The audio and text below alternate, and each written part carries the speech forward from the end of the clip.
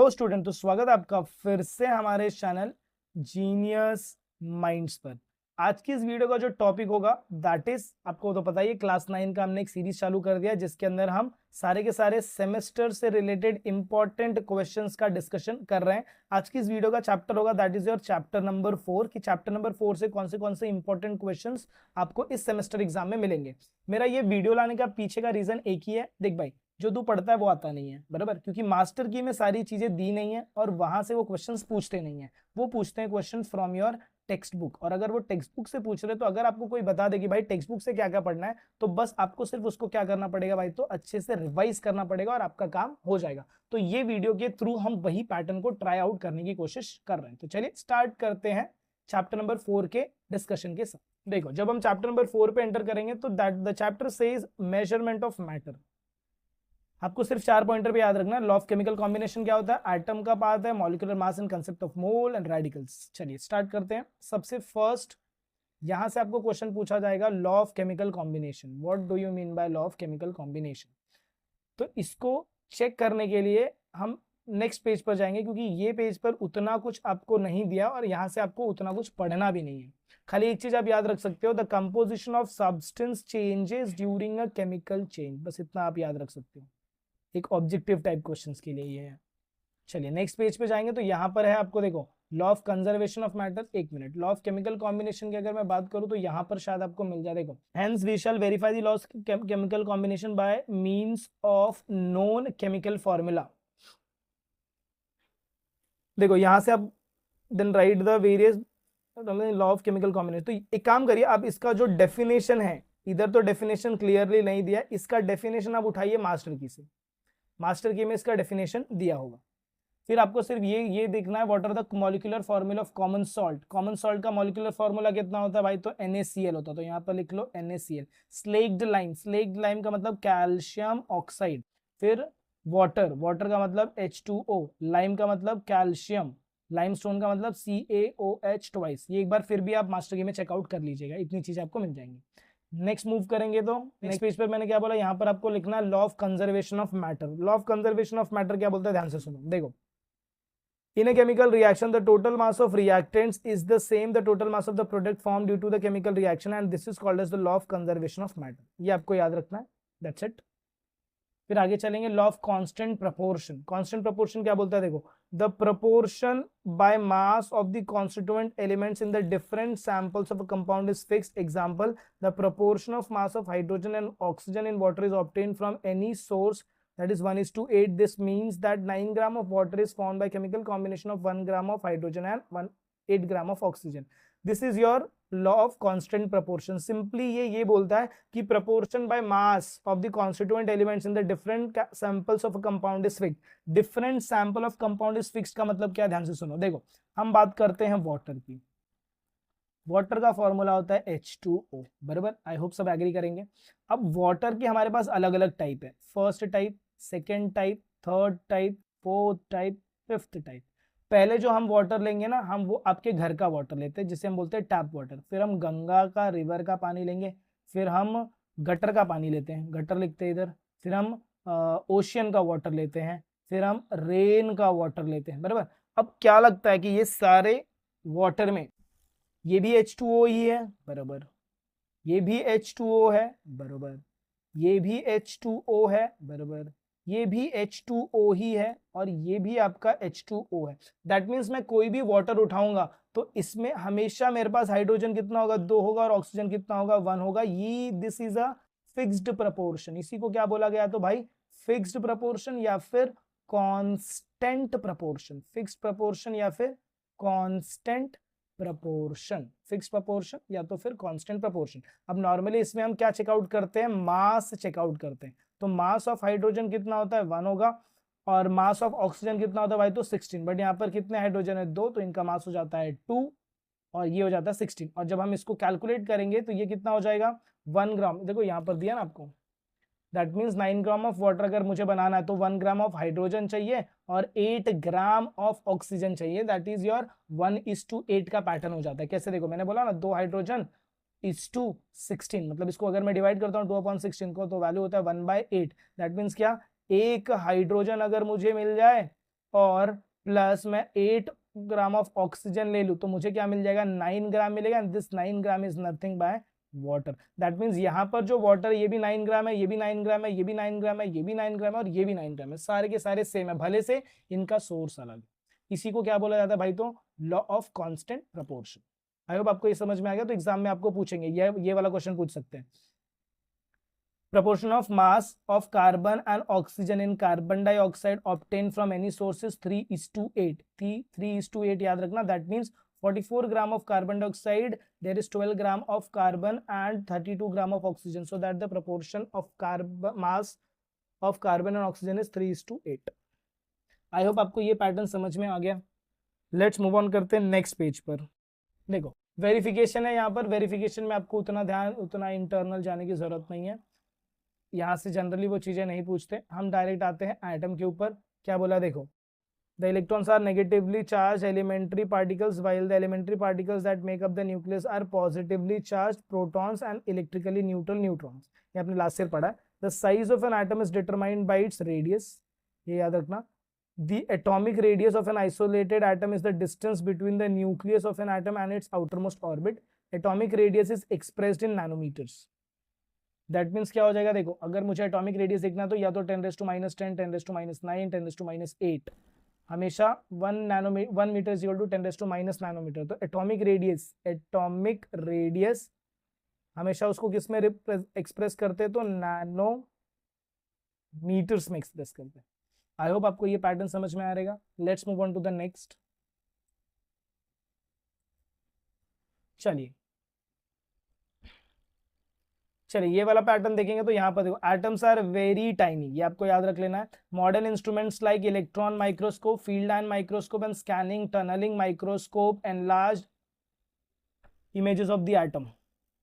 That means क्या कि आपको एग्जाम में पूछेंगे कि which are the instrument use to get the images of atom, तो आपको यहाँ से ये पैटर्न याद रखना है। एग्जाम्पल ये इंपॉर्टेंट है, मार्क कर लेना।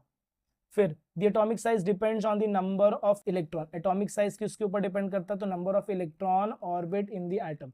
The greater the number of orbits the larger the size. For example an atom of K is bigger than the atom of Na, ये भी याद रखना। If two atoms have the same outermost orbit then the atom having the larger number of electrons. अच्छा, अगर atom का same outermost orbit है, orbit अगर same है, तो एटम जिसके पास लार्जर नंबर ऑफ इलेक्ट्रॉन होगा in the outermost orbit is smaller than the one having fever electron in the same outermost. For example of an atom is magnesium is smaller than an atom of sodium. ये दोनों याद रखो, बराबर। भी यहां से ये लोग क्या बोल रहे हैं ना, एक ही चीज बोल रहे हैं। देख भाई ध्यान से सुन, इन्होंने क्या बोला, पहले एग्जांपल इन्होंने किसका लिया है, पोटेशियम एंड सोडियम।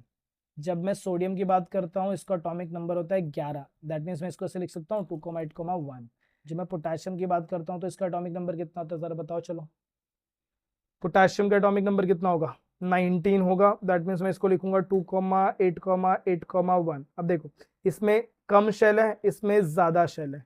अगर ज्यादा शेल है तो ऑब्वियसली इसका साइज क्या होगा, बिगर होगा, और इसका साइज क्या होगा, स्मॉलर होगा। है कि नहीं, है कि नहीं, बरोबर है। अब अगर यहाँ पर इन्होंने दो और चीजें ली हैं, एक लिया है इन्होंने मैग्नीशियम लिया है, और मैग्नीशियम के साथ साथ इन्होंने क्या ले लिया भाई, तो सोडियम ले लिया है। मैग्नीशियम का एटॉमिक नंबर होता है 12, इलेक्ट्रॉनिक कॉन्फ़िगरेशन 2,8,2। सोडियम का होता है Na 11, 2,8,1। अब देखो इधर भी 3 घर है, इधर भी 3 घर है, दोनों का घर सेम है। दैट मीन्स अगर मैं दोनों का शेप बनाऊंगा तो ये ऐसा ही दिखेगा, बराबर। बट आपको ये चेक करना है कि लास्ट में इसके पास कितने इलेक्ट्रॉन है, 2, इसके पास कितने इलेक्ट्रॉन है, 1। तो जो सबसे ज्यादा छोटा, सबसे बड़ा जो साइज रहेगा वो किसका रहेगा, सोडियम का, रेदर देन योर मैग्नीशियम। वही स्टेटमेंट ये लोग ने इधर लिखा। देखो magnesium is smaller than the atom of Na, तो Na बड़ा रहेगा क्योंकि इसके लास्ट शेल में 1 इलेक्ट्रॉन है, और मैग्नीशियम छोटा है क्योंकि इसके लास्ट शेल में कितने इलेक्ट्रॉन है, 2। ये बहुत ही इंट्रिकेट पैटर्न है और बहुत इंपॉर्टेंट है, मार्क करके रखना, यहाँ से क्वेश्चन मिलेंगे। मैं एज ए टीचर रहता तो मैं यहाँ से क्वेश्चन जरूर डालूंगा। The mass of an atom is concentrated in its nucleus and it's due to protons and neutrons in it. The total number of protons and neutrons in the atomic nucleus is called the atomic mass number. Protons and neutrons are together called as nucleons. An atom is very tiny, ये हमने लिख लिया है। Concept of relative mass of an atom was put forth. A reference, यहाँ से हमको उतना कुछ करना नहीं है। देखो, the relative mass of hydrogen atom which has only one proton in its nucleus was accepted as 1. तो ये याद रखना रिलेटिव मास ऑफ हाइड्रोजन। बाकी यहाँ से आपको कुछ याद नहीं रखनी है, ये सारी चीजें कुछ नहीं पढ़नी है। ये टेबल पे आ जाओगे तो टेबल में आपको एटॉमिक मास पहले से दिया है। ऑक्सीजन का आपको चाहिए तो आप निकाल सकते हो, ये 16 होता है। सोडियम का आप निकाल सकते हो 23.5 होता है। एल्यूमिनियम का आपको चेक करना पड़ेगा, 13 2 26 डबल होता है। फॉस्फोरस का आपको चेक करना पड़ेगा। ठीक है, ये टेबल जरा एक बार पढ़ लेना, रिलेटिव एटॉमिक मास का टेबल है। लेट्स मूव ऑन करते हैं नेक्स्ट पेज। देखो जब हम नेक्स्ट पेज पे आएंगे, we have highly accurate method for measuring the mass of an atom directly. So instead of relative mass we use unified mass, has now been accepted as the atomic unit of atomic mass, that is your unified mass. तो exam में ये पूछेंगे यहाँ, it is called a Dalton, its symbol is U, unified mass, unified mass इसका symbol क्या है U, और इसका यूनिट क्या है Dalton. What is the unit? Unit is Dalton. Next, Dalton use certain element symbols. ठीक है, आईयूपीएसी याद रखो क्या होता है, international union of pure and applied chemistry नाम हो गया। The official names and symbols are used. The current method of choosing chemical symbol is based on the method invented by Berzelius. According to this method, the symbol of an element is either the first letter or the first and second other specific letter in its name. Of the two letter, the first is written is capital and the second is small. इसीलिए तुम sodium लिखते हो तो पहले n बड़ा लिखते हो और a छोटा लिखते हो। इसके पीछे कोई रीजन नहीं है, जस्ट एक सिंबल के नाम पे उनको दिया गया है। फिर इसके बाद atoms of some elements such as helium neon have independent existence, it means that this elements are in mono atomic. तो जो भी सिंगल रहेगा वो हमेशा कैसा रहेगा, mono atomic molecular state. Sometime two or more atoms of an element combine to form molecules of that element. Such elements are in polyatomic molecular state. For example, the elements of oxygen, nitrogen are in diatomic. याद रखना ये लोग कैसे रहते हैं, diatomic, दो दो लोग हैं। अभी याद रखो, compounds are formed by chemical attraction between two different elements. फिर इसके बाद आता है हमारा molecular mass and the concept of mole. Molecular mass and concept of mole. The molecular mass of the substance is the sum of the atomic mass of all the atoms in the single molecule of that substance. तो अगर मुझे H2O देखना है तो H2O के लिए मैं hydrogen लिखूंगा ऑक्सीजन। एक हाइड्रोजन का एटॉमिक मास कितना होता है 1, ऑक्सीजन का कितना होता है 16। यहाँ पर कितना मॉलिक्यूल है 2 और यहाँ पर कितना है 1। तो ये कैलकुलेट करके, अच्छा ठीक है, इसके ऊपर मैं आपको एक न्यू वीडियो प्रोवाइड करके दूंगा। मैं क्या बोला मैंने, एक नया वीडियो आएगा जिसके अंदर हम ये पूरा का पूरा पार्ट डिस्कस करेंगे, that is the molecular mass and the concept of mole. याद रखना, तो वेट करना वो वीडियो के लिए, इसके अंदर हम और बहुत सारे क्वेश्चंस, इससे रिलेटेड क्वेश्चंस है, उसको भी डिस्कस करेंगे। नेक्स्ट पेज पे मूव करेंगे। देखो तो यहाँ पर आपको एटॉमिक मास दिया, मॉलिक्यूलर मास दिया, मैं क्या बोला है, reduce the molecular masses of the compounds. तो हम उसमें वो समझ के और ये पूरे के पूरे क्वेश्चंस को सॉल्व आउट करेंगे। अभी फिलहाल के लिए आगे बढ़ेंगे, आगे सिर्फ हम लर्निंग वाले क्वेश्चन देखते हैं। देखो आपको ये फॉर्मूला यहां से याद रखना है, number of mole of a substance, और इसका एसआई यूनिट क्या होता है, मोल होता है। मोल का एसआई यूनिट, मोल का एसआई यूनिट होगा मोल, सिर्फ ई का फर्क है। Mass of substance in gram divided by molecular mass of substance. ये याद रखना, the molecular mass of water is 18 U, therefore 18 gram of water make 1 molecule 1 mole of water. चलो नेक्स्ट आगे चलेंगे।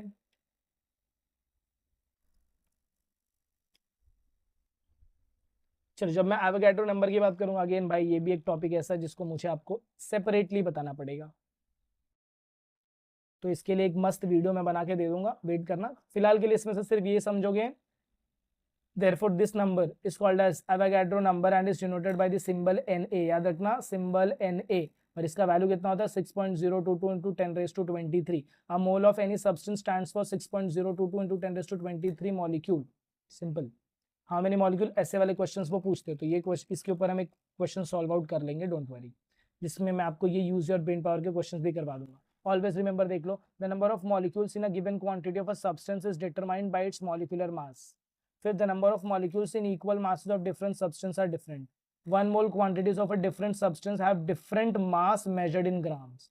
ये तीनों पॉइंटर आपको याद रखना है, एमसीक्यू में मिल जाएगा या फिर वन सेंटेंस में मिल जाएगा। Let's move on to the next, that is our next page number. चलिए इसमें आ जाते तो वैलेंसी। अच्छा, वैलेंसी अभी कैसे डिसाइड करेंगे, अगेन इस पे भी एक वीडियो बननी चाहिए आपको, मैं बनाकर दे दूंगा कि कैसे आप वैलेंसी डिसाइड करते हैं। बट यहाँ पर देख लीजिए, वैलेंसी का मतलब होता है combining capacity of an element. क्या होता है भाई, तो कंबाइनिंग कैपेसिटी ऑफ एलिमेंट। अब ये कंबाइनिंग कैपेसिटी का मतलब क्या है, या तो इलेक्ट्रॉन डोनेट होंगे या तो इलेक्ट्रॉन एक्सेप्ट होंगे। ठीक है, आगे हम देखेंगे। अच्छा, what type of chemical bond in NaCl, NaCl में कौन सा बॉन्ड है, MgCl2 में कौन सा बॉन्ड है, they have the presence of ionic bond. कौन सा बॉन्ड भाई, तो आयोनिक बॉन्ड। फिर हम आगे चेक करेंगे, तो ये देख लो, सोडियम क्या करता है, एक इलेक्ट्रॉन को डोनेट करेगा और ये एक इलेक्ट्रॉन को एक्सेप्ट करता है। अब यहाँ पर देखो इसका पूरा पैटर्न दिया है, atom gives one away electron and cation sodium is form, hence the valency of sodium is 1। Chlorine takes up one electron and forms an ion, the valency of chlorine after give and take of electron is over, the electronic configuration of both resulting as a complete octet। सबसे main चीज है complete octet। due to the attraction between the unit opposite charge on the two ions, the one chemical bond is formed between this and the NaCl is formed। तो इनके बीच में जो bond बनता है that is your chemical bond। फिर यहाँ पर देख लो definition, the number of electron that an atom of an element gives away or takes up while forming an ionic bond is called as the valency of that element। Positively charged ions are called as cations, while negatively charged ions are called as anions। The electron present in the outermost orbit of an atom are called as valence electron। ये तो बहुत ही ज्यादा important है, mark करके रखना, valence electron क्या होता है और वैलेंसी क्या होता है। यहाँ पर वापस देख लो, valency is always a whole number, the number of electron that give up or take up is always a whole number. That means valency हमेशा कैसा नंबर रहता है, होल नंबर। मतलब वहां पर कोई पॉइंट नहीं आएगा, ऐसा नहीं आएगा कि 7.5 या फिर 2.5, और ना ही तो ऐसा नंबर आएगा 7/2 3/5, ऐसा नंबर नहीं आ सकता। चलिए इसके बाद हम नेक्स्ट देखेंगे, नेक्स्ट पेज पे मूव करते हैं। अगेन वैलेंसी पे भी मैं आपको एक नई वीडियो बनाकर दे दूंगा। चलिए यहाँ पर हम देख लेते हैं, इनकी वैलेंसीज को चेकआउट कर लेते हैं। देखो, जब हम लिथियम की बात करेंगे एटॉमिक नंबर कितना होता है, 3 होगा, बराबर। इलेक्ट्रॉनिक कॉन्फ़िगरेशन 2, तो वैलेंस इलेक्ट्रॉन कितना है, 1, और वैलेंसी कितना आएगा, 1 आएगा। फिर बेरिलियम, ये हो जाएगा 2,2, वैलेंस इलेक्ट्रॉन 2, लास्ट शेल में जितना इलेक्ट्रॉन है। याद रखना, जब भी 1 रहेगा, 2 रहेगा और 3 रहेगा, इस कंडीशन में valence electron is nothing but your valency, बराबर, याद रखो। ये आगे और बताता हूँ। 5, 2,3, तो ये हो जाएगा 3, तो वैलेंस इलेक्ट्रॉन भी 3 और वैलेंसी भी 3। ये कितना हो जाएगा 6, 2,4, 4, तो यहाँ पर भी आएगा 4। 7, तो ये हो जाएगा 2,5। अब यहाँ पर वैलेंस इलेक्ट्रॉन 5 है और कितना इलेक्ट्रॉन ये लेगा, 3, तो ये वैलेंसी चेंज हो गई।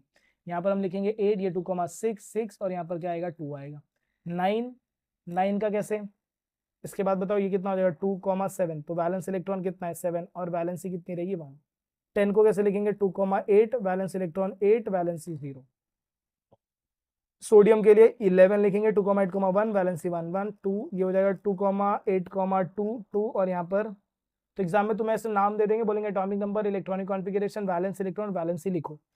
13 है, 2,8,3, यहाँ पर कितना आएगा, 3, और यहाँ पर भी कितना आएगा, 3, यहाँ पर कितना आएगा, 2,8,4, ये हो जाएगा 4, और यहाँ पर भी आएगा 4। तो ये टेबल आपको ऐसे फिलअप करना है। देख लेते हैं वेरिएबल वैलेंसी क्या होता है। Under different condition the atoms of some element give away or take away different number of electron, in such case those elements exhibit more than one valency, this is called as property of element is called as variable valency। variable valency का मतलब क्या, अलग अलग valencies वो दिखाते हैं। इसके लिए आपको ये टेबल का टेबल पूरा याद रखना है। कॉपर 2 वैलेंसी दिखा सकता है, किसी कंडीशन में वो 1 दिखाएगा, किसी में 2। अगर ये 1 दिखा रहा है तो इसे हम बोलते हैं क्यूप्रिस, अगर 2 दिखा रहा है तो बोलेंगे cupric. Same mercury, mercury 2 value दिखाएगा, अगर वो +1 दिखा रहा है तो मर्क्यूरस, +2 दिखा रहा है तो मर्क्यूरिक। फेरस है, अब इसमें 1 और 2 नहीं होता, इसमें 2 और 3, अगर 2 दिखा रहा है तो फेरस, अगर 3 दिखा रहा है तो फेरिक। आई होप आपको ये पैटर्न भी समझ में आ गया। अब हम बात कर लेते हैं रेडिकल। अच्छा, जब मैं कटायन एनायन की बात करता हूं तो जब इसकी बात करेंगे तो यहाँ पर Na+ हो जाएगा, दैट इज माई कटायन, और OH- रहेगा तो ये मेरा क्या हो जाएगा, अनायन। यहाँ पर हम बात करेंगे तो ये हो जाएगा H+ एंड Cl-। फिर K+ OH-। अब ध्यान से सुन लो, रेडिकल्स क्या होते हैं। हमारे पास 2 रेडिकल होता है, एक होता है बेसिक रेडिकल और एक होता है एसिडिक रेडिकल। क्या बोला मैंने, basic radical and acidic radical. देखो शॉर्टकट देता हूं, याद रखना, बेसिक रेडिकल, एसिडिक रेडिकल, बरोबर। ठीक भाई, इधर ए दिख रहा है, what is A for, A for अनायन। That means ये जो मेरा अनायन वाला है, मतलब जिसके ऊपर भी माइनस चार्ज रहेगा, ये हमेशा मेरा क्या रहेगा, acidic radical. B for basic, जिसके ऊपर भी पॉजिटिव चार्ज रहेगा वो मेरा क्या रहेगा भाई, तो basic radical. That means always my cations will form basic radical, और ये जो मेरे अनायन वाले बंदे, A for अनायन, A for acidic, A for अनायन, A for acidic radical बनाएंगे, याद रखना। इसके अलावा और कोई टेक्निक ही नहीं है इसको याद रखने की, बस ये एक पैटर्न से आप इसको बहुत इजीली तरीके से याद रख सकते हैं। नेक्स्ट पेज पे मूव करेंगे। देखो, compounds with ionic bonds have two constituents, these are cation, बात चल चुकी है, पता चल चुका तुम्हें, पॉजिटिवली, अनायंस नेगेटिवली चार्ज। फिर इसके बाद हम जब आगे जाएंगे तो यहाँ पर देखो, cationic radicals are also called as basic radical, वही बोल रहा है, कैटायन मतलब कौन सा, चार्ज प्लस चार्ज। फिर यहाँ पर नीचे आ जाओगे तो बोला anionic radicals, A for अनायन, A for acidic radical. The difference in the composition various acid becomes clear from the acidic radical present in them. अभी इसमें आपको बोला कौन सा एसिडिक है, देखिए भाई, प्लस दिख रहा है बेसिक, बी लिख दो, प्लस दिख रहा है बी लिख दो, माइनस माइनस इधर ए लिख दो, फिर SO4 टू माइनस ए है, अगेन बी है, फिर यहाँ पर बी है, फिर ए है acidic, acidic B basic, basic acidic basic. Generally basic radicals are formed by removal of electron of the atom, बराबर है, but there are some that is your NH4+. Similarly the acidic radicals are formed by adding electron to atoms, but there are exceptions like MnO4. Monoatomic radical such as these are called as simple radical. ये simple radical है monoatomic वाले। फिर इसके बाद when a radical is a group of atom carrying charge, अगर दो से ज्यादा लोग हैं तो इन्हें हम क्या बोलेंगे, कंपोजिट रेडिकल। क्या बोलेंगे, the magnitude of charge on any radical is it's valency. तो मैग्नीट्यूड ऑफ चार्ज मतलब क्या, कि अगर मैं लिखता हूं Al+3 तो हमेशा ये 3 क्या है, हमेशा ये इसका क्या रहेगा भाई, तो वैलेंसी रहेगा। आई होप आपको ये इतना पैटर्न समझ में आ गया। अब यहां से हम क्या निकाल सकते हैं, देखो, the steps for writing a chemical formulae are shown on the next page. हम इसको कौन सा मेथड लिखते हैं, this number is obtained by easily method of cross multiplication, बराबर। तो चलिए ये वाला पैटर्न भी देख लेते हैं। देखो यहां पर ये मेथड क्या बोला, देखो, to write a symbol of the radicals, first हमने क्या लिखा Na, फिर हमने क्या लिखा SO4, वैलेंसी, Na का वैलेंसी 1 होता है, SO4 का वैलेंसी 2 होता है, क्रिस क्रॉस करेंगे तो क्या बना देगा, Na2SO4 ब्रैकेट में 1। अगेन मैं इसके ऊपर भी आपको एक स्पेसिफिक वीडियो बना के दूंगा केमिकल फॉर्मूले के ऊपर। अब बात आती है इधर, देखो भाई, बेसिक रेडिकल, जितने भी बेसिक रेडिकल है सब प्लस वाले बंदे लोग हैं, जितने भी एसिडिक रेडिकल है सब माइनस वाले, ये सब तुम्हें याद रखना है, क्योंकि नेक्स्ट ईयर इसी का पूरा बोलते ना, बोलते बोलबाला है कि आपको ये सारी चीजें आनी चाहिए।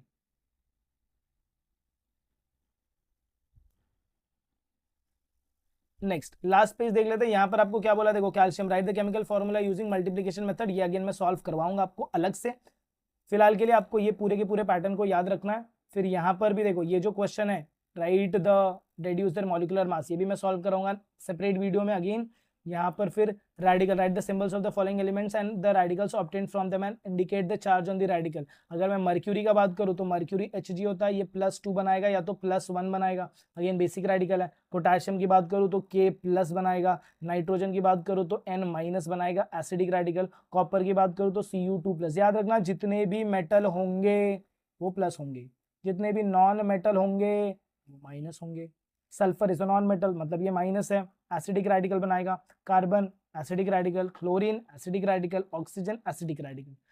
फिर ये केमिकल फॉर्मूला डिड्यूस करना, ये मैं आपको अगेन एक दूसरे वीडियो में सॉल्व करके दूंगा।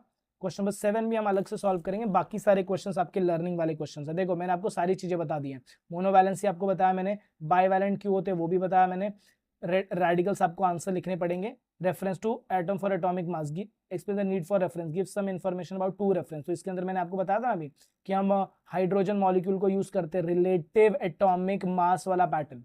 फिर यूनिफाइड एटॉमिक मास बताया मैंने कि किसी भी मॉलिक्यूलर, बोलते हैं मॉलिक्यूलर मास को यूनिफाइड एटॉमिक मास हम यूज करते हैं, इसका यूनिट क्या होता है, डाल्टन होता है, तो वहां से आप लर्न कर लेना। मोल आपको बता दिया बस, और ये गिव एग्जांपल्स, ये सब आपको पढ़ने हैं। चलिए, तो आई होप आपको ये चैप्टर का पूरा इंपॉर्टेंट क्वेश्चन समझ में आ गया रहेगा। अब आप बोलेंगे सर इसमें लर्निंग वाले क्वेश्चंस नहीं है, भाई लर्न तुझे नहीं करना है, ये सारे सॉल्विंग वाले पैटर्न्स है, इसमें तुम्हें सॉल्व बहुत ज्यादा करना है। लर्निंग वाले क्वेश्चंस के लिए अगर आप लर्निंग करते बैठेंगे तो आपको कुछ नहीं मिलने वाला, क्योंकि इसमें लर्निंग तो है ही नहीं ज्यादा, सब डिटेल 1-1, 2-2 मार्क्स के क्वेश्चंस हैं। जो क्वेश्चंस मैंने सॉल्व करवाने के लिए बोले वो मैं आपको जल्द से जल्द सॉल्व करवा के उसकी वीडियोस अपलोड कर दूंगा। मेक श्योर कि आप चैनल के साथ जुड़े हुए हैं तो आपको वो सारी चीज़ों की बेनिफिट मिलेगी। तो चलिए मिलते हैं अगले वीडियो में कुछ ऐसे नए आगे के कंटिन्यूएशन के साथ। तब तक के लिए have a good day and take care.